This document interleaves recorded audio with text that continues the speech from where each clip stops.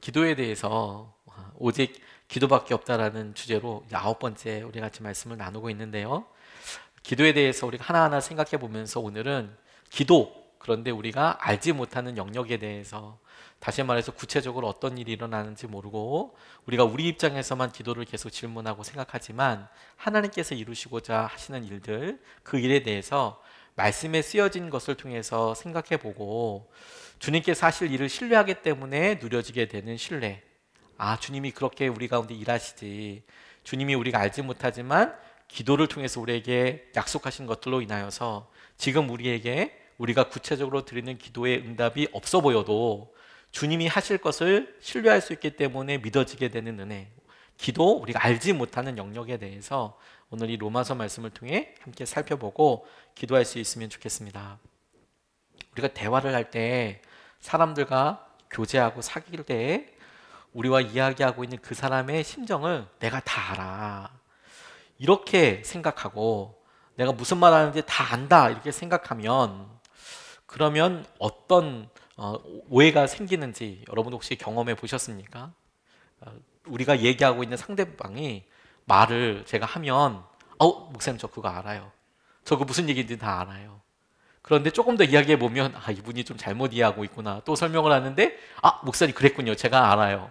그렇게 또 이렇게 이야기하시면 결국에는 몇 번 이렇게 해보다가 말이 안 되겠구나, 잘 모르시는구나. 대화를 하다 보면 의외로 상대방이 제 생각에 대해서 아신다고 이야기하는데 모르시는 것 같다, 이렇게 답답할 때가 저는 있더라고요. 근데 거꾸로도 생각해 보게 됩니다. 제가 이렇게 말씀을 드릴 때 우리 성도님들이나 제 가까이 있는 분들이 목사님은 내 마음을 잘 모르셔, 대화를 하는데.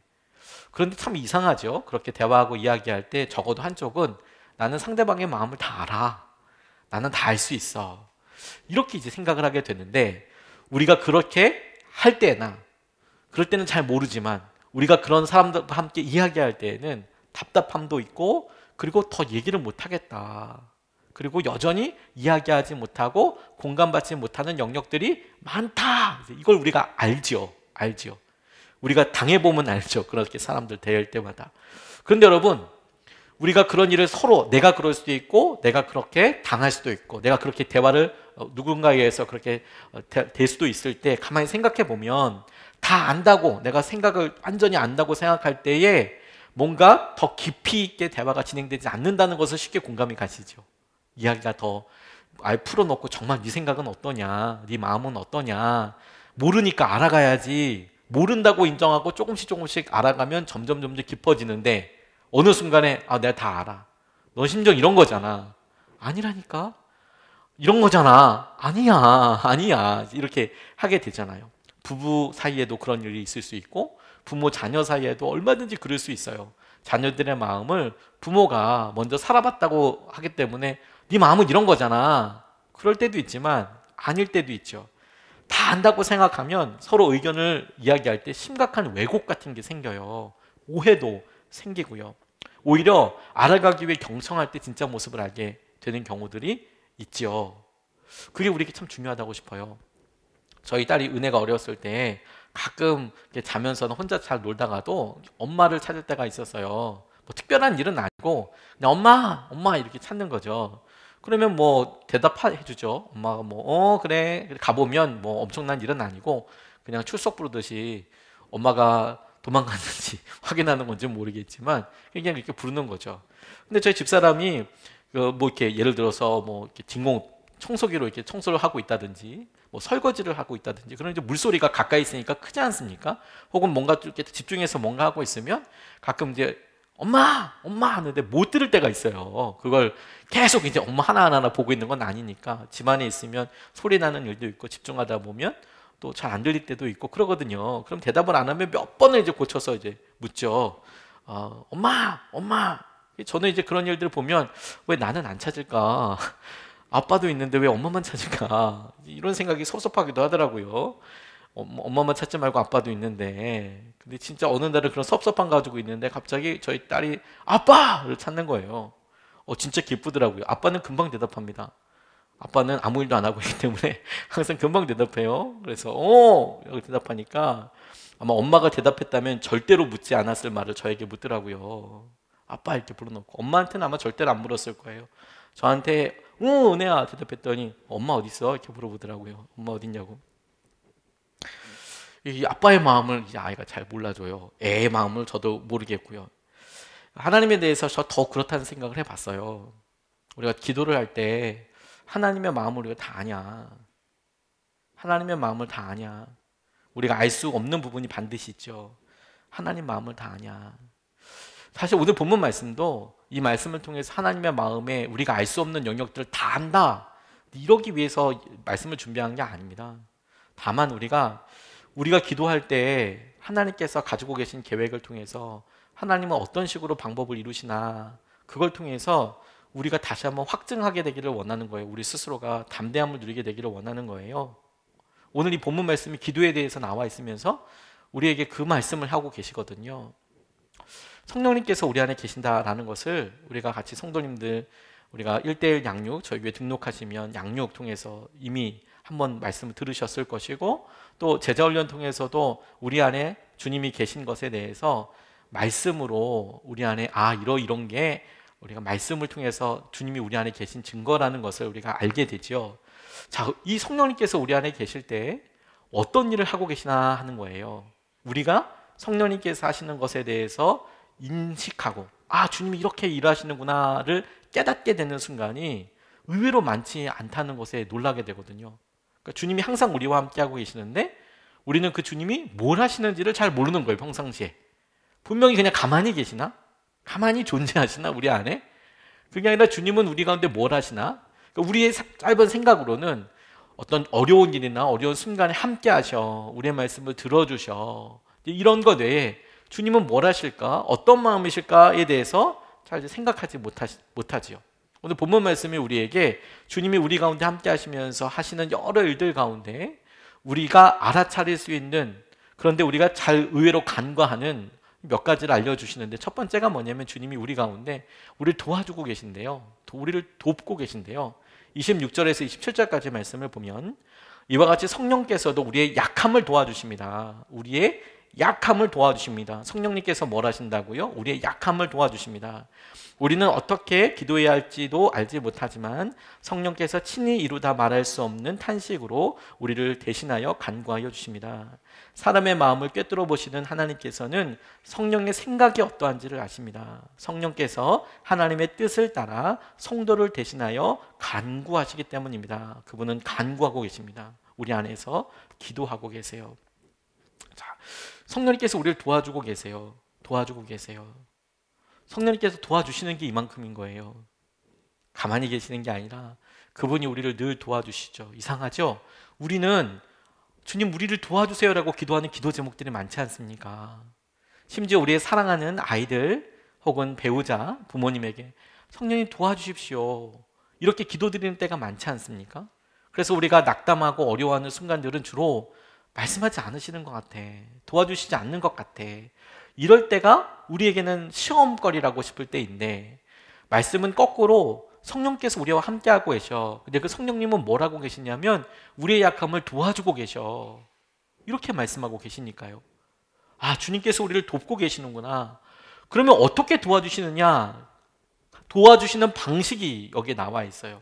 그 방식을 우리가 잘 모르기 때문에 주님께서 도와주신다라고 이야기하면 우리가 필요한 그것을 힘이든 돈이든 사람이든 이런 식으로 실제로 기적과도 같은 일들로 도와주시는 것으로 알아차린다고 생각하지만, 주님은 당신께서 우리의 연약함을 도우신다라고 말씀하시면서 어떻게 돕고 계시느냐, 우리의 연약함을 돕는 방식이 간구해 주시는 거예요. 기도해 주시는 거예요. 우리의 연약함을 성령님께서 함께 하시면서 돕는 방식이 기도하시고 우리를 위해서 간구하시는 거라고 하는 것에 주목해야 합니다. 성령님은 하나님이시죠. 그분은 전지전능하신 것에 대해서 그분에게 능력이 있는 것을 우리가 알죠.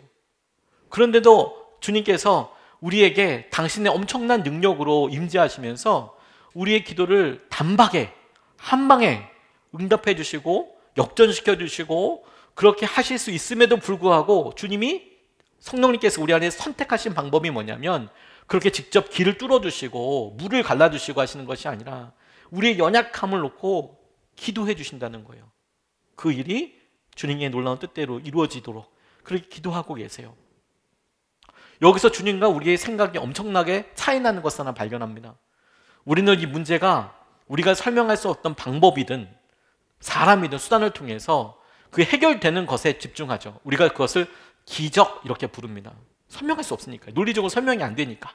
그러니까 주님이 성령께서 강력하게 임재하셔서 그런 능력과 주님께서 준비하신 것도 우리가 확 보여지게 되는 기적을 생각하지만 주님은 그 기적이 그렇게 중요하지 않다고 생각하시는 것 같아요. 당신께서 예비하신 것보다, 당신께서 예비하신 것은 뭐예요? 기적보다도 우리를 위해서 간구하시는 것. 그걸 주님께서 우리 안에서, 성령께서 우리 가운데 행하고 계신다는 거예요. 이상하지 않습니까? 그런데 가만 봤습니다. 이 성령님께서 주로 하시는 일을 보면 우리를 위로하시고 주님의 말씀이 생각나게 하시고 이런 일이지만, 그 하시는 일을 우리와 관련돼서 생각해 보면 성령님께서는 우리와 함께 늘 동행하시며 우리의 삶에, 우리의 현실, 이 실제 삶에 주님이 주시는 은혜의 통로가 되고 계세요. 하나님은 천지를 창조하시고 이 세상에 놀라운 계획을, 구원의 계획을 이루셨죠. 예수 그리스도를 통하여 십자가에서 그 놀라운 구원의 계획이 이루어졌죠. 하지만 육신으로서의 예수님, 십자가를 지셨던 예수님의 몸 자체가 지금 남아있는 것은 아닙니다. 오히려 주님께서 말씀하신 예수님의 영, 성령께서 우리와 함께하고 계시죠. 그 성령은 우리 각자의 연약함을 계속해서 돕고 계시고 이끌고 계신다는 거예요. 그분의 우선순위와 그분의 결정, 그분의 판단은 뭐냐면 너한테 기적이 필요하지 않고 너한테는 기도가 필요해 라고 이야기하고 계신다는 거예요. 이게 주님의 결론이에요. 여러분, 우리는 기적이 필요하다고 얘기하지만 주님은 기도가 필요하다고 이야기하세요. 우리는 우리 부모님에 대해서, 우리 자녀에 대해서 기적이 필요하다고 이야기하는데 주님은 기도가 필요하다고 이야기하신다고요. 이상하지 않습니까? 주님께 그런 능력이 있음에도 불구하고 주님께서 그 능력을 드러내시지 않고 우리를 돕는, 연약함을 돕는 방법으로 기도를 선택하신 것은 적어도 주님이 지혜가 없으신 분이 아니고 상황을 모르시는 분이 아니라면 명확하게 알고 계시는 거예요. 기적보다 기도가 더 필요하다. 그게 너한테 더 좋다. 말씀을 읽다 보면 나사로의 부활 이야기가 나옵니다. 주님께서 나사로를 살리셨어요. 그런데 놀랍게도 바로 한 장이 넘어가면 어떤 장면이 나오냐면 나사로가 부활한 것으로 인하여서 사람들이 예수님을 많이 믿게 되니까 대제사장들과 종교 지도자들이 바로 나사로를 어떻게 죽일 것인가를 가지고 다시 모의합니다. 그 장면이 바로 나와요. 나사로를 어떻게 죽일 건가? 그걸 이제 고민하는 장면이 나와요. 우리가 육신을 입고 있는 한 기적이 우리를 살려도 그 기적이 처하고 있는 범주가 이 세상이고 우리의 몸이면 언젠가 다시 아프고 언젠가는 죽을 수밖에 없고 우리의 몸을 벗을 수밖에 없고 언젠가는 서로 사랑하는 관계가 이렇게 헤어질 수밖에 없겠죠. 여러 이유로 피치 못할 사정이 있고 뭐 다양하게 있겠죠. 그러니까 주님은 우리의 삶에 딱 결론적으로 말씀하시는 거예요. 네 삶에 진짜 필요한 것은 기적이 아니고 기도다. 하나님과 우리가 관점이 많이 달라요. 그리고 가만 보니까 주님께서 왜 그러실까라는 생각을 해보게 됐습니다. 그런데 의외로 가깝게 이것을 깨달을 수 있는 일들이 많이 있더라고요. 저희 자녀들을 이렇게 가만히 보면 저희 아이들이 일어설 때 처음에 걸음마 배울 때 많이 아파해요. 막 울어요. 자기들 일어서서 막 울어요. 왜 우는지도 모르지만 아프죠. 무릎이 아프고. 처음에 일어섰을 때 애들이 걸음마 배울 때 많이 옵니다. 그냥 일어서서 넘어졌기 때문에만 우는 게 아니고요. 걸으면서 아프니까. 그래서 밤에 잘 때도 끙끙 앓고 막 그럴 때도 있어요. 그런데 부모가 그런 모습을 보고 아니야 걷지 마. 언제든지 너 그냥 계속 누워 있어도 돼 라고 이야기하는 사람은 정말 단 한 명도 없습니다. 힘들고 어려워도 그래 조금 쉬었다 할까 혹은 이렇게 재미있게 할까 이렇게는 얘기해도 걸어야 되거든요. 근육이 생겨야 되거든요. 일어서야 되거든요. 애가 계속 누워 있을 수는 없잖아요. 그러니까 힘들더라도 조금 더 수고해보자, 조금 더 해보자 이렇게 해주죠. 응원해주죠. 악기를 배울 때 원하는 것이 정말 그렇다고 한다면 악기 때문에 힘들고 좌절해서 그거 하지 마라고 이야기하지 않습니다. 왜냐하면 그것을 연주하고 반복해서 연주하는 것 자체가 중요한 연습이고 성장하는 과정이거든요. 그거 없이 잘할 수 있는 방법은 없거든요. 그러니까 잘하면 주위에 사랑하는 사람이나 부모들은 그걸 힘들어하고 좌절하지만 다시 해보라고 악기 대신 연주해 주지 않습니다. 수능 시험 이렇게 볼 때요, 그것이 정말 본인이 원하고 해야 필요하다고 생각하기 때문에 힘들어하죠. 그래서 좀 시험 해라라고 마음으로는 얘기해 줄 수 있지만 자녀가 진심으로 그것을 원하고 요구한다면 그러면 그걸 지켜보고 그렇게 하도록 냅두죠. 그렇게 할 수밖에 없거든요, 방법이. 성령님께서 우리가 이 세상에 있을 때에 우리의 삶을 인도하시고 위로하시는 분이라고 했잖아요.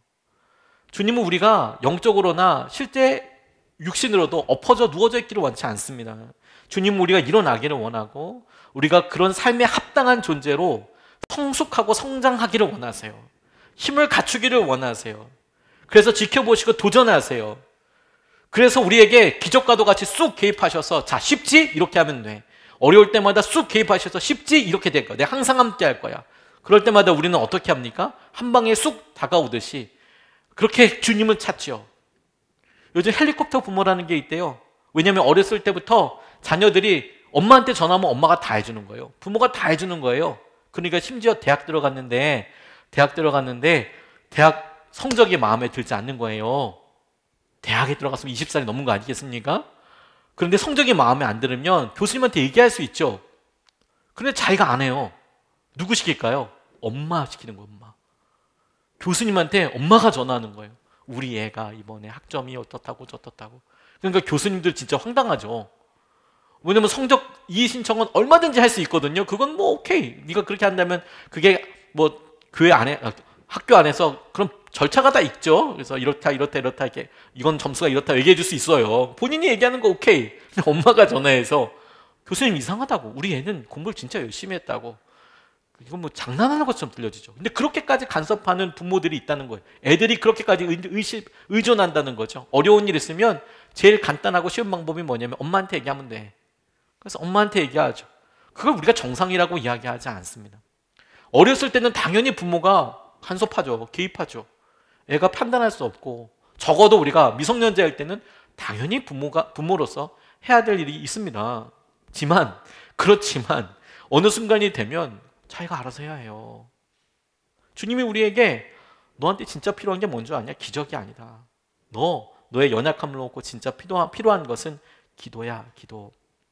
그리고 주님께서 우리 안에서 성령님께서 하시는 게 뭐냐면 우리 위해서 간구하고 기도하고 계신다는 거예요. 이 일이 이루어지도록, 그렇게 될 수 있도록. 그래서 여러분, 우리가 이렇게 따로 기도 시간을 갖는 이유가 있어요. 아, 성령님께서 우리 안에 기도하시는구나. 그걸 놓고 생각할 때, 아, 우리가 기도할 때에만 성령님께서 기도하시는 거구나. 아닙니다. 성령님은 우리 안에서 우리 연약함을 돕기 위해서 계속 기도하세요. 그럼 우리가 왜 기도합니까? 이거 우리 자신을 위한 거예요. 우리 자신을 위한다는 건 뭡니까? 오해하면 안 됩니다. 우리 자신이 기도해야만 우리 자신이 되는 게 아니고요. 우리가 연약해요. 그래서 성령님이 우리를 위해서 기도하신다는 것을 확인하고 붙잡을 수 있기 때문에 기도해요. 적어도 우리가 기도하는 시간, 아, 성령께서 우리를 위해서 기도하고 계시지. 성령께서 기도하시는 것, 우리가 기도하는 것을 통해서 주님의 마음을 알고, 그리고 주님께서 우리를 위해서 기도하신다는 것에 대해 우리가 구체적으로 느낄 수가 있어요. 왜 이런 일이 필요하냐? 우리가 죄 짓는 일 앞에 섰을 때요. 혹은 우리의 많은 일들이 이것이 죄인지 죄 짓는 것이 아닌지 애매한 경우들이 많거든요. 그러다 보니까 처음에는 민감하게 반응했지만 다들 좀 그렇지. 그리고 심지어 죄 짓는 일 앞에 섰을 때 성령님께서 처음에 근심하시는 마음을 주고 말씀도 주시지만 근데 우리가 잘 주목하지 못해서 넘어서고 그러다 보니까 어떻게 안 돼가지고 그렇게 이렇게 하게 되고 그러다 보면 계속 그런 삶을 살게 되거든요. 그러면 어느 순간에 우리는 우리의 습관대로 일을 결정하고 맙니다. 그런 일이 계속되면 어느 순간부터는 성령님께서 무슨 말씀을 하셔도 잘 들리지 않아요. 어떻게 인도하셔도 우리 마음속에 잘 이게 안 와요. 이미 우리 가운데. 안타깝게도. 간구하시는 하나님은 우리가 간구할 때 그분의 마음을 알게 하세요. 아, 주님이 이렇게 우리에게 기도하시는구나. 기도하다 보니 주님께서 바꿔주시고 알게 해주시고 주님께서 하시는 것을 우리가 누리게 하시죠. 그리고 여러분 그렇게 기도하면서 우리가 주님을 닮아가는 거예요. 성령님을. 아이들이 처음부터 그냥 어른처럼 행동하는 게 아니고요. 애들이 아빠를 보고 애들이 엄마를 봐요. 그리고 엄마 아빠가 어떻게 말하는지 어떻게 행동하는지 그 모습을 보고 사람 모습으로 바꿔가는 거예요. 우리가 기도하면서 성령께서 우리에게 사시는 모습을 보고 우리도 그 주님의 모습을 닮아가요. 알아가요. 그리고 확인할 수 있어요. 어떻게 하는지 알고 계세요. 간구하시는 주님, 그 주님께 우리가 기도 시간을 그래서 드리는 거예요. 기도의 시간을. 우리가 할 수 있는 순종을 드리는 거죠. 몸을 순종하는 게 훨씬 쉽다고도 계속 말씀드리잖아요. 마음을 드리는 게 더 어렵다. 몸을 순종해 드리는 게 낫다. 그래서 기도하다 보면 주님께서 우리를 돕고 계시는 그 마음, 주님께서 우리를 정말 사랑하시는 마음이 우리 가운데 믿어지게 돼요. 그 주님의 마음을 안다니까요. 오늘 본문 말씀이 처음 얘기했던 것처럼 우리는 기적이 필요하다고 이야기하지만 주님이 기도가 필요하다고 말씀하셨다 했잖아요. 그런데 더 놀라운 것은 뭐냐면 우리는 우리의 상태에 대해서 이만하면 괜찮다라고 생각하지만 주님은 우리의 삶과 우리의 주위를 보았을 때 탄식이 아니면 기도할 수 없을 정도로 마음이 그렇다라고 주님의 마음을 우리에게 보여주세요. 주님은 탄식하고 계신데요. 26절을 다시 보면 이와 같이 성령께서도 우리의 약함을 도와주십니다. 우리는 어떻게 기도해야 할지도 알지 못하지만 성령께서 친히 이루다 말할 수 없는 탄식으로 우리를 대신하여 간구하여 주십니다. 이루다 말할 수 없는 탄식으로 우리 말씀하고 계신답니다. 이 탄식함이 너무너무 놀랍죠. 여러분들 자녀들 보면 탄식하면서 기도하게 되는 경우들은 어떤 경우들입니까? 아이들이 말할 수 없는 아픔 가운데 있을 때 어떻게 해결할 수 없을 때, 저 사실 그런 부모들 많이 봤습니다. 애가 아프고 이러면 부모들이 마음으로 알아요. 끙끙 앓습니다. 거의 막 너무 힘들어요. 어떻게 해야 될지를 몰라요. 뭐 사랑하는 사람들이 이렇게 아프고 그러면 정말 자지러집니다. 마음이. 지금 여기 뭐 어떻게 할 수가 없어요. 근데 주님이 그렇게 탄식하신다라고 이야기하는 거예요. 우리 마음은 그렇지 않은 것 같은데 괜찮은데 우리는 이렇게 조금 불편한데가 아니라 주님은 탄식하시면서 기도하신대요. 우리의 마음을 주님 앞에 있을 때 이 탄식이 스테나그모스라고 이야기하고 말할 수 없는 이라는 표현은 아랄레토스라는 단어를 쓰는데요. 진짜 말할 수 없는 이라는 뜻이고 이 탄식이라는 표현은 다른 뜻으로 신음, 탄식이 되면 신음 있잖아요. 아파서 고통스러운 거 있잖아요. 신음이라고도 해석할 수 있습니다. 주님은 왜 우리에게 탄식하실까? 오늘 본문 말씀으로 유추해 볼 수 있는 것은 우리의 연약함 때문이기도 하죠. 우리의 연약함 때문에. 너 너무 연약하기 때문에 그 연약함 때문에 주님이 탄식하세요. 우리를 위해서. 우리를 도우시죠. 약함을 그냥 보지 않으세요. 그래서 주님도 번쩍 일으켜서 이렇게 하면 될 것 같은데 그런데요. 주님이 그것을 그냥 함께 해주세요.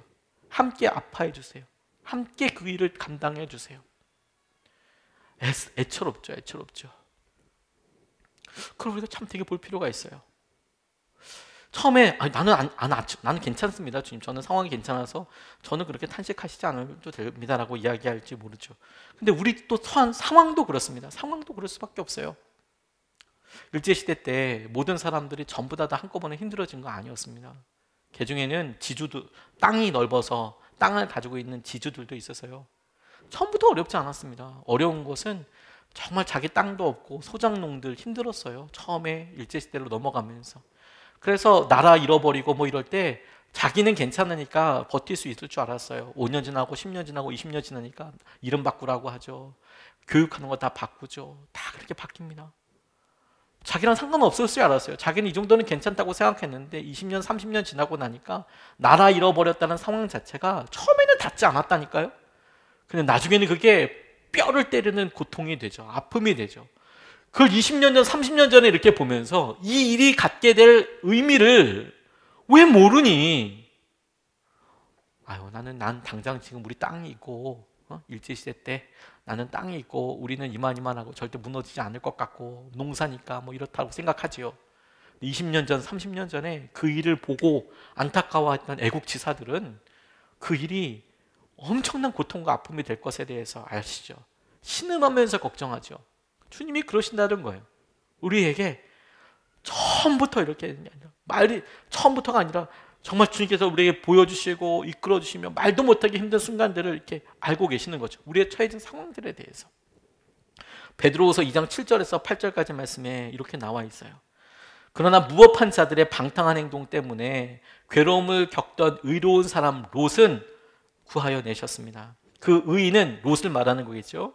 그들 가운데 살면서 보고 듣는 그들의 불의한 행실 때문에 날마다 그의 의로운 영혼에 고통을 느끼고 있었던 것입니다. 다시, 그 의인은 그들 가운데서 살면서 보고 듣는 그들의 불의한 행실 때문에 날마다 그의 의로운 영혼에 고통을 느끼고 있었던 것입니다. 저거 어떡해 이런 고통이 계속 있었다는, 처해 있는 상황에 대해서 어느 순간에 우리가 익숙해질지 몰라도 그런 고통과 아픔들을 알지요. 주님이 우리 삶에 똑같이 그러는 거예요. 이 사회를 보고 이 세상을 보고 너는 괜찮다고 하니, 야 근데 이 다음에 이 시기가 신음하지 않으면 안 될 거야. 신음하지 않으면 안 될 거야. 히스기야가 병을 고침받았습니다. 병을 고침받고 나서 바벨론에서 사람들이 찾아왔어요. 찾아와서 병이 나았다니까 축하처럼 이렇게 이야기합니다. 근데 그 가운데 음모와 흉계가 있었어요. 음모와 흉계란 뭐냐면 이스라엘의 재물이 어떤 게 있는지 염탐하러 온 거였어요. 그래서 이 나라는 이렇게 번성했네요. 야 대왕님 너무 대단하시네요. 그러니까 이 히스기야가 막 벌컥벌컥 다 열어서 보여줬어요. 와 우리 이런 것도 있다? 이런 것도 있어. 니네 이런 거 있니? 이런 거 딱 보여줬나 봐요. 우리는 이런 거 없어요. 없기는 뭐가 없었겠어요. 다 있었겠죠. 이런 것도 있네요. 금이 이렇게 많네요. 이 건물은 다 금칠을 했네요. 와, 대단하네요. 더 없나요? 다 보고 갔어요. 그걸 보고 선지자가 와서 도대체 무슨 일을 한 건지 아냐? 그러면서 이런 이야기합니다. 이 재물 다 뺏길 거라고, 쳐들어서 다 가져가게 될 거라고. 그리고 자녀들은 전부 다 환관으로 끌려가든지 다 포로로 잡혀갈 거라고 그렇게 이야기하는데, 히스기야가 나중에 뭐라고 얘기하는 줄 아세요? 뭐라고 생각하는 줄 아세요? 내 때에 그 일이 일어나지 않으니까 괜찮다고 생각해요. 자기 때 일어나지 않고 자기 자식 때.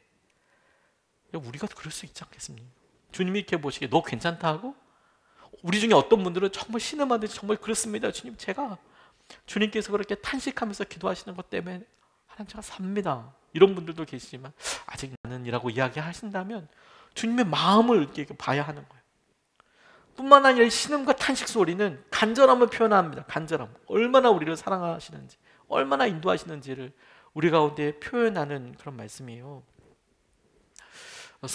바로 어제죠. 수능 시험 때 저희 교회에서 이제 같이 수능 기도회 이제 했습니다. 올해는 4명이 시험을 봤는데요. 한 10명 정도 되시는 분들이 수험생들을 위해서 함께 기도해 주셨어요. 함께 기도하고 함께 나누고 그렇게 해 주셨습니다. 너무 감사합니다. 저희 교회도 아마 고3 중고등부가 이제 부흥하고 고등부 아이들이 고3 애들 한 100명 되면 여기 어른들이 모여서 다 같이 기도하고 그럴 거라고도 싶은데요. 아마 그런 때가 좋게 오겠지요. 다만 우리가 이제 그렇게까지는 지금 상황은 좀 어려우니까 저희가 이제 교회 선한목자 교회 고등부 이제 기도하는 것에 대해서 이제 같이 보고 그 시간을 같이 이제 실시간으로 함께하면서 우리 아이들 놓고 기도했어요. 저희다 틀어주었습니다. 아침에 저는 딴 애는 아이들 생각해서 너무 일찍 전화하면 안 되겠지 싶어서 조금 늦게 전화했더니 이미 다 입실했더라고요. 새벽같이 가가지고 다 가서 그러면서 가만 생각해 보니 부모들이 제일 기도하기 어려운 타임이 8시 40분 정도, 그때가 시작하는 시간이거든요. 8시 40분이 제일 힘들겠다. 내가 그때 가서 기도해야겠다. 내가 그 시간에 가서 우리 아이들 놓고 한 1시간 정도, 1시간 한 80분 정도 되는데 한 60분, 70분 정도라도 기도해야겠다. 그래서 이제 혼자서 와서 이제 기도하기 시작했습니다. 하나님의 은혜와 하나님의 마음을 달라고 이렇게 기도하다 보고, 또 기도회가 연결되는 거 보니까 이제 목사님들이 나와서 이제 설교를 하시더라고요. 저도 예전에 그런 설교를 매년마다 했었거든요. 고3 아이들 그리고 수험생들의 부모들을 위해서 기도하는 모임 때 매년마다 불려가서 이제 설교를 했었어요. 이렇게 우리가 아이들 놓고 기도하자. 어떻다. 영적인 의미는 어떻다. 이제 제가 그렇게 설교하다가 그걸 또 들으니까 또 느낌이 또 다르더라고요.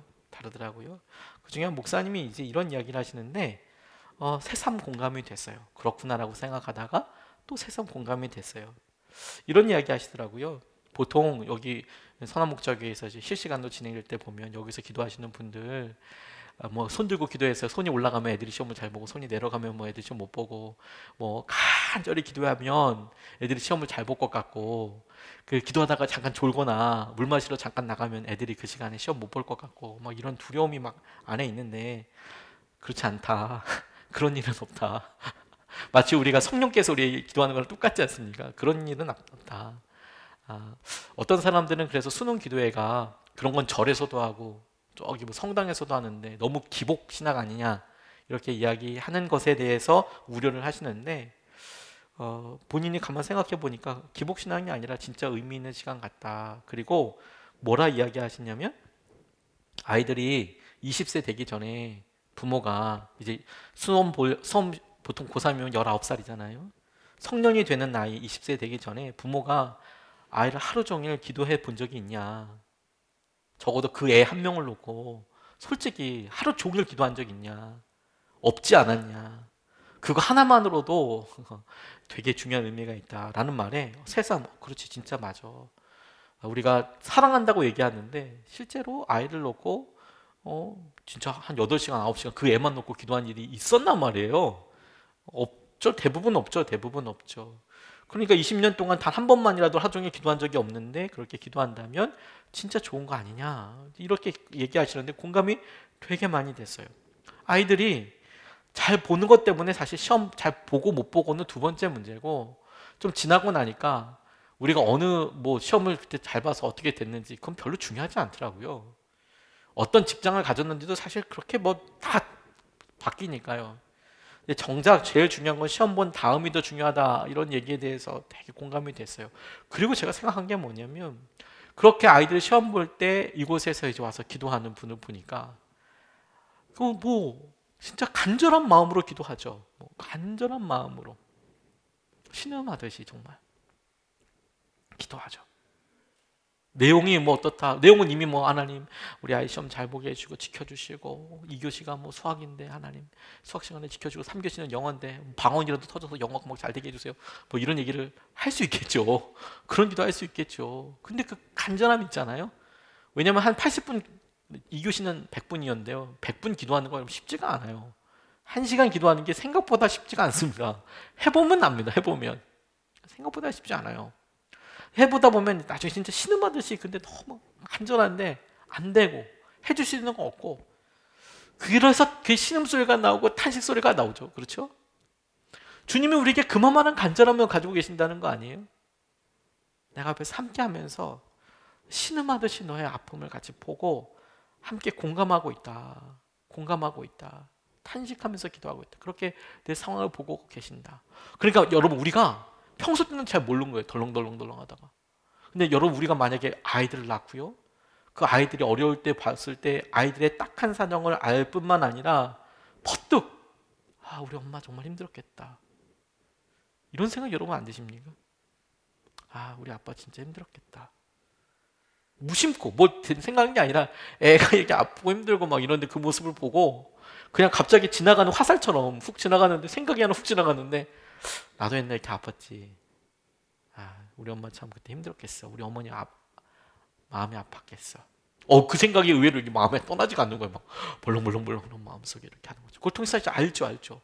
주님이 우리를 꼭 탄식하신데 우리가 평소 때 좋을 때는 잘 몰라요. 이렇게 뭐 그런가 보다.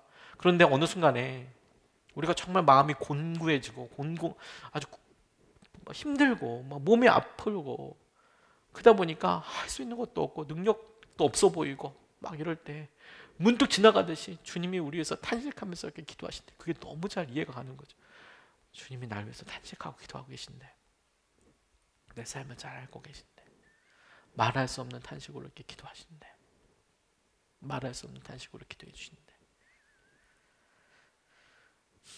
저 이렇게 기도하다 보면 기도하는 여러 우리 성도님들 요즘은 안수기도 이제 한 지가 오래됐습니다만 코로나 때문에 한 지가 오래됐죠.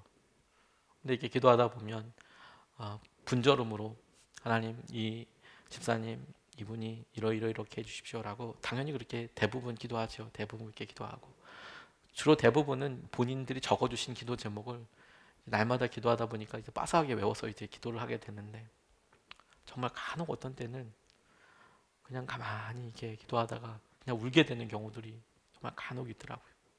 뭐 말도 잘 생각나지 않고 그냥 마음이 아프다, 힘들다, 말할 수 없는 애통함이 이렇게 밀려오고, 하나님 어떻게 해야 될지 모르겠다, 너무 힘드시겠다고.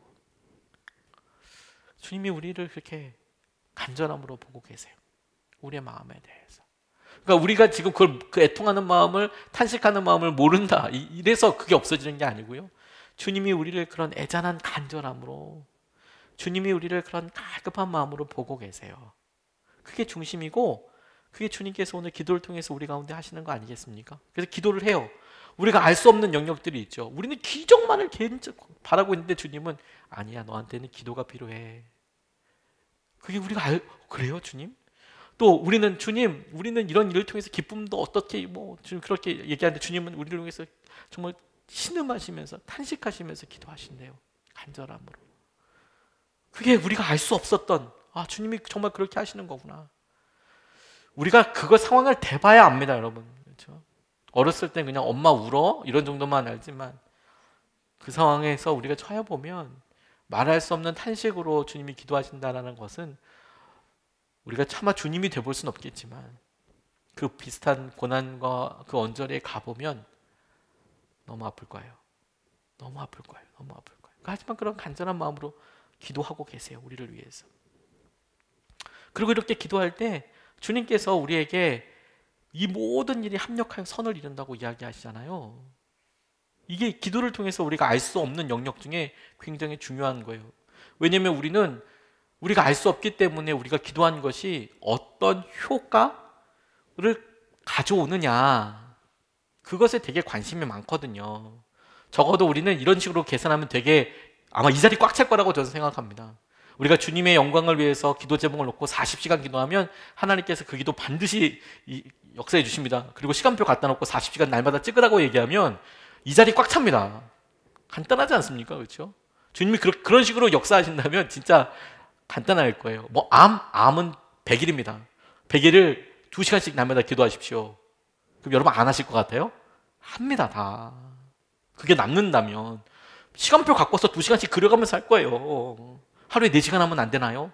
이렇게 해서 빨리 낳고 싶으니까 그럼 100일이면 되겠네요. 이거 다 할 거예요. 근데 주님은, 우리는 이걸 지금 하는 효과, 근데 주로 우리의 맹점은 뭐예요? 우리가 두려운 건 뭐예요? 이걸 기도한다고 해서 주님이 이게 역사해 주신 건가에 대해서 이게 믿어질 때도 있지만 안 믿을 때가 더 많은 거죠. 어려운 거죠. 기도를 해요.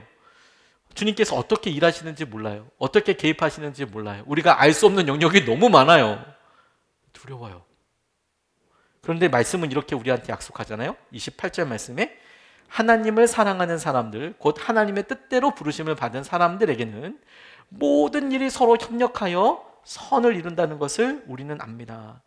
다시 한번, 모든 일이 서로 협력하여 선을 이룬다는 것을 우리는 압니다. 모든 일이 서로 협력하여 선을 이룬다는 것을 우리는 압니다. 라고 이렇게 이야기해요. 이거 정말 놀라운 약속 아닙니까? 근데 여러분, 이제 이것을 여러분들이 이 말씀을 알고 있느냐, 아니면 이것을 실제 누리고 있느냐에 대해서 오늘 질문해 보고 싶은 거예요. 이 말씀은 너무 유명하잖아요. 그래서 이 말씀을 처음 들었네, 오늘 로마서에 이런 말씀이 있었네 라고 생각하시는 분이 있으실 수도 있겠지만, 그런 분들에게 정말 축복의 말씀이죠. 합력할 선을 이룹니다. 근데 의외로 상당한 수의 성도님들은 합력하여 선을 이룬다는 것에 대해서 아실 거라고 싶어요. 그런데 이 말씀이 우리에게 실제 능력이 되느냐 하는 거죠. 합력하여 선을 이루실 거야. 그래, 합력하여 선을 이루실 거야. 우리의 어려움과 우리의 염려 가운데 실제로 그러시냐, 실제로 합력하여 선을 이루시는 주님이 믿어지냐, 이게 중요하겠죠. 신뢰는 우리가 알지 못하는 영역에 대해서 평안을 줘요. 평안을. 완전히 믿으면 무엇을 하든지 믿을 수 있어요. 그 사람이, 그 상황이 어떤지. 그것을 최선을 다하는 것이라고 이제 할 수 있어요. 믿을 수 있어요. 정말로 믿을 수 있는 한 사람이 있으면 제가 그곳에 없어도 그 사람이 그 일을 잘할 수 있을 거라는 걸 믿을 수 있어요. 합력하여, 그러니까 내가 그 상황을 잘 몰라요. 몰라요. 그런데 합력하여 그래 결국에는 다 선하게 될 거야. 왜? 그 일을 책임져 주고 계시는 분이 계시니까. 그러니까 실제로 우리가 합력하여 선을 이룬다는 것이 잘 믿어지지 않는 때는 뭐가 문제냐면 관계가 문제인 거예요. 관계가. 그 일을 책임져 주시는 하나님이 그 일을 잘해주지 않을 것 같아. 이런 느낌이 드는 거예요. 놀랍죠? 근데 실제로 그래요. 동물학자들이 이런 이야기 합니다. 털 많은 동물들은 본성 중에 하나가 불을 싫어하는 거래요. 본성이래요. 털이 많으니까 불 붙으면 난리 나지 않습니까? 그래서 불을 싫어할 수밖에 없대요. 무서워할 수밖에 없대요. 그런데 가끔 가다가 서커스나 이런 데 보면 털 많은 짐승들이 왜 이렇게 불 원통 같은 데 이렇게 확 들어가고 그러잖아요. 그런 거 보고 하도 막 하니까 당연하다고 생각하지만 실제로 이게 본성적으로 불가능하대요. 불가능하대요. 근데 이제 그걸 이제 보니까 사람들은 훈련을 하면 되는 거구나. 계속 거듭되는 훈련을 하면 그렇게 갈 수 있구나라고 이야기하지만 사실은 그렇지가 않대요. 훈련한다고 잘 안 된대요. 본성이라니까. 어느 순간에 갑자기 두려워져서 사람들이 많고 이러면 그거 못 한답니다. 조련사들이 보니까 그게 아니고 오히려 조련사들은 아무리 훈련을 시켜도 동물은 불을 향해 돌진할 수 없대요. 그런데 왜 그렇게 하냐? 어떻게 이렇게 할 수 있느냐? 그렇게 불을 향해서 불 원통을 향해서 뛰어서 거기를 통과할 수 있게끔 하는 가장 중요한 이유가 뭐냐? 그게 자기와 함께 자기를 부르는 조련사 혹은 주인에 대한 믿음 때문에 할 수 있대요. 동물이 불을 향해 뛰기 전에 먼저 자기 주인을 바라본대요. 조련사를 바라본대요. 눈을. 이게 지금 안전한 건가 아닌 건가? 이게 지금 통제가 되는 건가 아닌 건가? 이 결과를 내게 책임질 수 있는 건가 없는 건가? 그걸 보고 믿고 뛴다는 거예요. 그걸 믿고 뛴다는 거예요. 합력하여서 선을 이룬다 믿을 수 있는 이유는 뭐냐면 그 일을 통제하시고 그 일을 책임져 주시는 분이 주님이신데 그 주님을 내가 믿을 수 있다는 거예요. 그 상황이 아니라 그것을 통제하시는 주님을 내가 믿을 수 있다는 거예요. 합력하여 선을 이루시겠네, 주님이. 합력하여 선을 이룬다는 것이 내게 안 믿어진다는 것은 그 관계 문제에 있다는 거예요. 관계, 주님과의 문제. 저는 이걸 가정을 통해서 다시 한번 볼 수 있겠다고 싶어요. 관계, 부모와 자녀, 부부 사랑 관계를 통해서 알 수 있죠. 또 부부가 이렇게 있다고 생각해 보세요. 아이가 어리기 때문에 여전히 부모의 손이 많이 필요해요. 그래서 아이한테 어딜 가려고 그러면 둘 중에 한 명은 반드시 남아 있어야 되는 상황입니다. 근데 아내가 책임이 더 큰 거예요. 책임감이 큰 아내가 책임감을 더 크게 가져야 된다는 게 아니라 큰 책임감을 갖고 있었던 한 아내가 아이 곁을 쉽게 떨어지지 못하다가 피치 못할 사정이 생겨서 시간이 필요한 경우가 생긴 거예요. 영순이가 누굴까요? 그럼 이 아이를 맡길 수 있는 사람 남편이죠. 뭐 고민해요. 남편이죠. 남편한테 맡기면 뭐 고민할 이유가 뭐가 있습니까? 물론 이제 다른 식의 염려는 생기죠. 애 밥을 먹일까? 뭘 먹일까? 아무거나 먹이지 않을까? 이런 생각은 좀 들 수 있어도 뭐 안전하지 않을 거야. 이렇게 생각하지는 않죠. 남편이 이렇게 있으면 친정 어머니한테도 물어볼 수 있죠. 언니한테도 물어볼 수 있고 동생한테도 물어볼 수 있죠. 뭐 심지어 시어머니한테도 물어볼 수 있죠.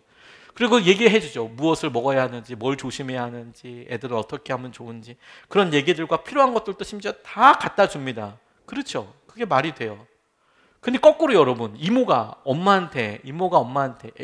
애를 잘 보다가 엄마한테 자기 그 엄마 딸을 이렇게 돌려주는데 얘는 뭘 먹어야 하고 얘는 어떻고 이렇게 염려한다 그러면 이상하잖아요. 그 일을 완전히 통제할 수 있는 관계. 합력하여 선을 이룬다는 것은 믿음의 문제가 아니에요. 관계의 문제예요. 관계의 문제. 기도는요, 관계의 문제예요. 믿음의 문제가 아니에요. 기도가 응답이 되고 안 되고는 믿음의 문제가 아니고 관계의 문제예요.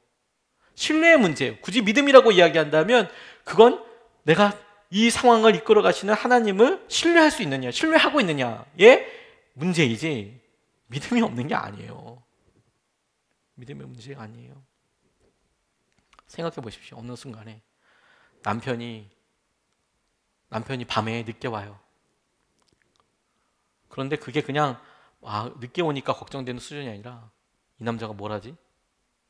도저히 믿을 수가 없네. 어디 가서 이상한 짓 하는 거 아니야? 혹은 아내가 낮에 시간을 써요. 그런데 뭐 어디 힘들고 어렵고 이런 정도의 걱정이 아니라 어디 가서 뭘 하지? 응?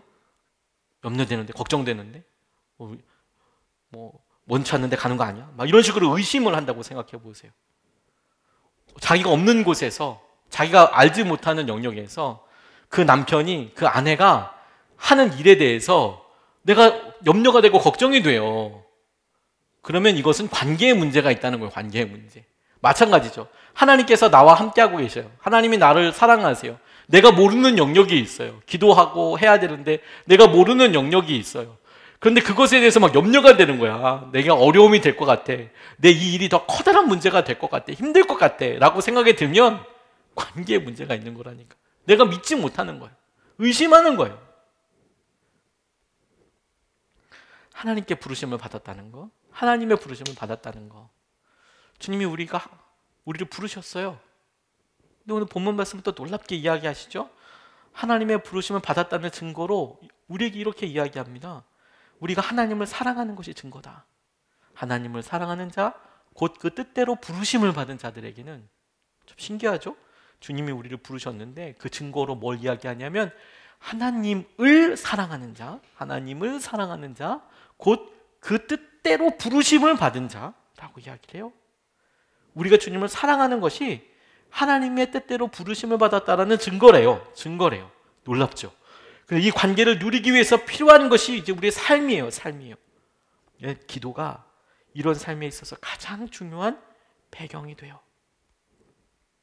우리가 사랑하는 이와의 관계에 내가 합력하여 선을 이루시겠다는 주님을 내가 잘 모르겠어요.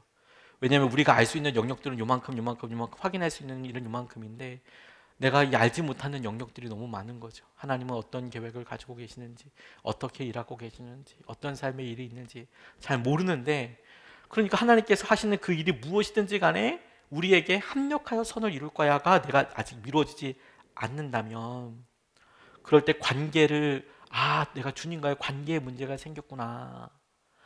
주님과의 관계에 문제가 생겼다면 제일 필요한 게 뭘까요? 안 믿어지는데 더 믿어야 돼!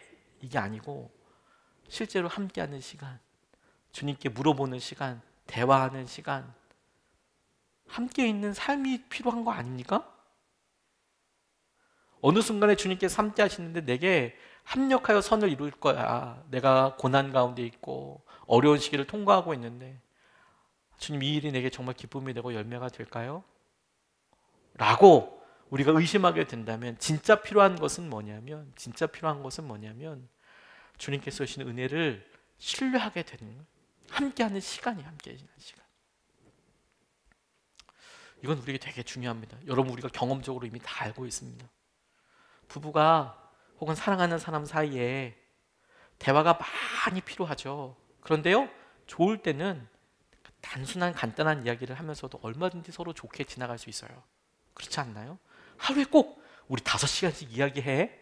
우리 꼭 30분씩 이야기해. 그게 뭐 나쁜 건 아니겠지만 꼭 그런 건 아니에요. 근데 어떨 때는요, 아무리 바쁘고 힘들더라도요, 우리가 서로 마음을 공감하기 위해서 1시간이건 2시간이건 얘기가 필요할 때가 있어요. 에너지를 써가면서. 그게 없으면 계속 덜덜덜 하더라고요. 덜덜덜 한다고. 제가 이번 주에 읽은 책 중에서 책 제목이 재밌어가지고 읽은 책이 있는데요. 남편을 버려야 아내가 산다는 책을 읽었어요. 처음에 좀 나라에 대해서 공격하는 글일까 이런 생각도 사실 좀 했어요. 심리학자가 쓴 책인데요. 버림받는 남편을 버려야 아내가 산다. 그 책 중에 재미있는 한 구절이 있었어요.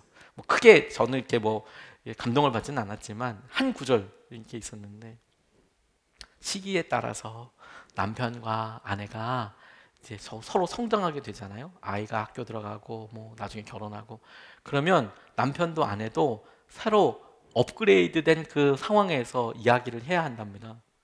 근데 그게 어느 순간에 되지 않고 남자가 계속 똑같은 옛날 이야기로 계속 그 감정으로 계속 변하지 않고 여전히 옛날 그 모습으로 같이 성숙하고 성장하지 않고 이야기하면 어느 순간에 이 대화는 좀비 대화가 된대요. 죽은 대화, 살아있지 않고 막 이런 대화가 된대요. 그 표현이 너무너무 재밌더라고요. 우리가 우리 마음속에 좋을 때 주님과 사이의 내 관계가 어떻지? 그런데 여러분, 진짜 문제는 뭐냐면 지금 약간 좀 소원한 것 같아.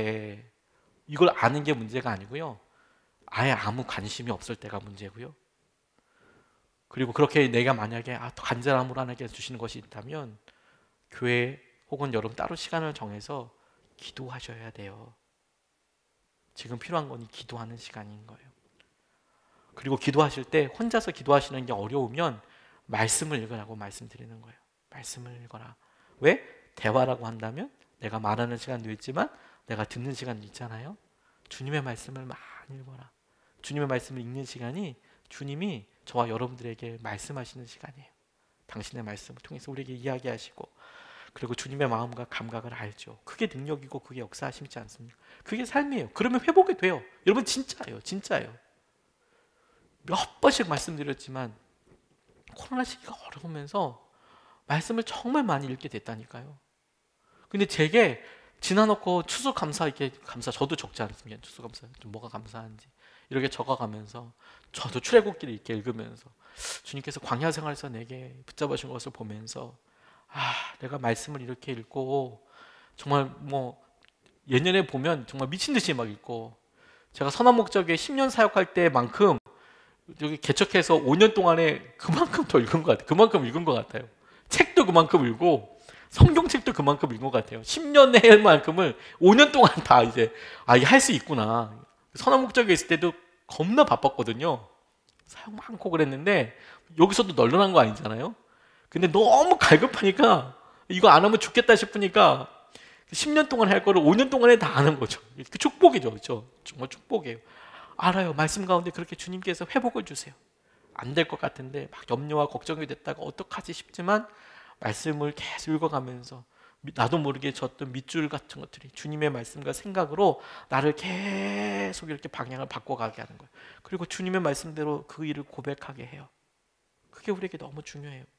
그게 열매이죠. 우리는 우리의 기도가 주님께서 행하시고 약속하신 것들을 누리게 하고 축복으로 인도해 주실 것을 믿게 하실 거예요. 우리가 지금 기도하는 게, 이렇게 대화하고 함께 하는 게 정말 그렇게 믿게 해요. 오늘 제 5차 40일 특별 새벽기도에 마쳤습니다. 너무 감사했어요. 그리고 해마다 40일 특세가 끝날 때마다 저 스스로 계속 이제 질문합니다. 올해 이번 40일 특세는 어떻게 응답하셨을까? 이런 걸 해봐요. 이번 40일 특세의 주제가 뭐였냐면 고린도후서 4장 6절 말씀이었거든요. 제가 여러 번역을 읽다가 쉬운 성경이 제일 번역에 딱 와서 닿더라고요. 새 번역이랑 별로 차이도 안 나요. 쉬운 성경에 이렇게 나와 있습니다. 우리 주제 성구이기도 했습니다. 어둠 속에 빛이 비치라 라고 말씀하신 하나님께서 우리 마음에 빛을 비추셔서 그리스도의 얼굴에 나타난 하나님의 영광을 깨닫게 해주시기 위해 우리 마음에 빛을 비추셨습니다. 태초에 빛이 있으라 말씀하신 거 알죠? 창세기 1장에 나와 있어요. 빛이 있으라. 빛이 있었죠. 그런데 고린도후서에서 뭐라고 말씀하시냐면 우리가 하나님, 예수님에 대해서 아무 감각이 없어요. 예수님을 봐도 뭐 유명한 사람이라고 생각하기 쉽지만 주님께서, 성령께서 말씀하시는 거죠. 빛이 비치라, 빛이 있어라 하시는 말씀께서 그리스도 예수님의 얼굴 위에 있는 하나님의 역사하심, 영광을 알아볼 수 있도록 알아볼 수 있는 빛이 있어라, 빛이 있어라. 그래서 알아보게 된다는 거잖아요. 고린도후서 말씀이. 주님을 알아보게 되는 거구나 라고 생각하니까 주님께서 40일 동안 기도하게 하시고 그 40일을 저와 여러분들이 또 함께 살았죠. 날마다 기도하고 그 기도하는 자리에서 그냥 하나님 오늘도 우리 성도님들 또 여러분들 개인적으로 이런 일들이 있게 해달라고, 혹은 여러분들 집에서 유튜브로 방송인 속장님들 통해서 이렇게 가면 확인하시고 이렇게 보시지 않았습니까?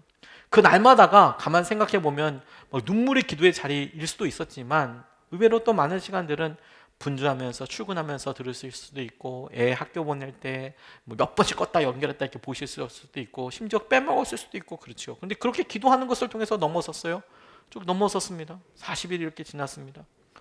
그래서 주님께 하나님 뭐가 이렇게 감사 제목들이 찾아보다 보니까 기도하는 것을 통해서 또 이 2달을 넘어섰구나. 주님께서 넘어서게 해주셨구나. 뿐만 아니라 제게 바로 고백되어진 게 있었어요. 태초에 주님께서 천지를 창조하시고 빛이 있으라 말씀하시고 그 빛을 보시고 주님이 보시기에, 하나님이 보시기에 좋았더라. 이렇게 말씀하셨어요. 그런데 가만 생각해 봤습니다. 우리가 기도하였죠. 하나님, 우리 마음에 그리스도 예수님의 얼굴에 있는 하나님의 영광을 알아보는 그런 은혜가 있게 해달라고. 그래서 우리 기도하면서 감사의 제목을 찾으면서 이것도 주님이 하신 것이고 이것도 주님이 하신 것이고 이 일에도 주님께서 하셨네. 그게 뭐 어마무시한 커다란 일일 수도 있고 아주 소소한 일일 수도 있지만, 근데 우리가 그걸 조금씩 알아가는 거예요. 기도로 순종하면서 하나님, 코로나 이런 상황에서 이렇게 넘어서게 하셨네요. 하나님, 하나님께서 하신 여러 일들 가운데 우리 교회 위드 코로나 시기로 또 넘어서게 됐네요. 하나님, 우리가 힘들다 하면서 2년을 버텼네요. 우리 성도님들 어렵다 힘들다 하지만 그래도 여기까지 왔네요. 얼마나 힘들고 어려웠을까요? 그런데 그런 여러 일들 중에서 우리가 주님을 정말 조금이라도 더 알아차리게 됐다면, 예수 그리스도의 얼굴 그 위에 임한 하나님의 영광을 알아보는 그 빛이 우리 가운데 있었다면, 하나님은 그 작은 알게 된 깨달음, 하나님께서 우리에게 허락하신 그 일을 통해서 뭐라 말씀하셨을까 바로 떠올릴 수 있었어요. 하나님의 보시기에 좋았더라. 하나님 보시기에 좋았더라. 우리가 알지 못하는 영역이죠. 우리가 기도했어요. 우리의 기도가 앞으로 5년 후에, 3년 후에, 하고 3개월 후에 어떤 일로 이루어질지 우리 잘 몰라요. 근데 주님은 우리가 그 기도를 통해서 주님을 더 붙잡게 됐고 알게 됐다면, 하나님은 정말 서슴지 않고 그 일을 통해서 생긴 희미한 빛이라도 없는 것과는 차이가 나죠. 비교할 수 없죠. 좋았다라고 말씀하시고, 좋았다. 너무 좋았다. 우리가 합력하여 선을 이룰 것을 믿습니다. 하나님께서 우리 가운데 일하시고 붙잡아 주실 것을 우리가 믿습니다. 의지합니다. 그것이 우리의 삶에 놀라운 능력이 될 겁니다. 우리가 그것만 온전히 붙잡습니다. 오늘 이 시간에 우리에게 필요한 게 바로 그거예요. 예레미야 29장 11절 말씀에 이렇게 약속하고 있습니다. 너희를 두고 계획하고 있는 일들은 오직 나만이 알고 있다. 성령님이 탄식하면서 기도한다면서요. 우리도 알지 못한다면서요. 그렇죠? 지금 우리가 읽었던 본문 말씀이 그거였잖아요. 우리도 알지 못하게, 우리가 말할 수 없는 탄식으로 기도하시는데, 그 탄식의 이유 혹은 목적, 그렇게 탄식하면서 우리에게 일어나게 될 일, 예레미야에서 이렇게 말씀하시는 거예요. 너희를 두고 계획하고 있는 일은 오직 나만이 알고 있다. 내가 너희를 두고 계획하고 있는 일들은 재앙이 아니라 번영이다. 너희에게 미래에 대한 희망을 주려는 것이다. 나 주의 말이다. 주님이 우리에게 탄식하시는 이유는 뭐라고요? 우리에게 재앙을 주시는 게 아니라 번영이에요. 우리가 더 잘 되라고 주님께서는 탄식하고 계시고 기도하고 계시고, 미래에 대해서 희망을 주시려고 주님께서 우리에게 그와 같이 기도하고 계세요. 그렇게 함께하고 계세요. 근데 우리는 걱정이 뭐요? 이대로 재앙으로 끝나지 않느냐, 이대로 어려움이 되느냐라고 생각하죠. 아닙니다. 주님은 우리를 살리세요. 주님은 우리를 붙잡으세요. 합력하여서 선을 이루게 될 거예요. 오늘 우리가 기도를 통해서 그 믿음의 감동을 회복할 수 있으면 좋겠습니다. 주님, 우리가 주님을 그렇게 더 알게 되기를 원합니다. 성령께서 우리 가운데 이끄시고 인도하시고, 이미 성령님이 여러분들 안에 계시잖아요. 우리가 매번마다 와서 이 시간을 들여서 주 앞에 기도할 때 우리에게 주님께서 하시는 말씀이 바로 그거라고 싶어요. 주님, 우리에게 찾으시고 이끌어 주시는 거, 성령님께서 하시는 일에 우리를 맡기자. 그래, 주님을 조금 더 알게 되었다면 주님 얼마나 기뻐하시고 하나님 보시기에 좋았더라라고 말씀하시니까, 내가 그 상황을 잘 몰라도요, 우리가 신뢰할 수 있죠. 애들이 보통 건강한 애들은 엄마 아빠가 뭐 재정적으로 좀 힘들 수 있죠. 그렇죠? 근데 뭐 그렇게 걱정하지 않습니다. 왜? 엄마 아빠가 자기 먹여 살릴 거 알거든요. 그 별로 걱정하지 않습니다. 그렇죠? 왜 그게 이상한 거죠? 하나님도 마찬가지 선한 일을 우리 가운데 이루실 거예요. 우리가 기도를 통해서 주님이 하시는 그런 영역들 가운데 함께 누릴 수 있으면 좋겠습니다. 우리가 찬양하고 같이 기도하고 싶습니다. 나의 기도하는 것보다 더욱 응답하시고 더욱 이루실 거예요. 역사하실 주님의 은혜에 같이 한번 기도하고 찬양하고 기도하겠습니다.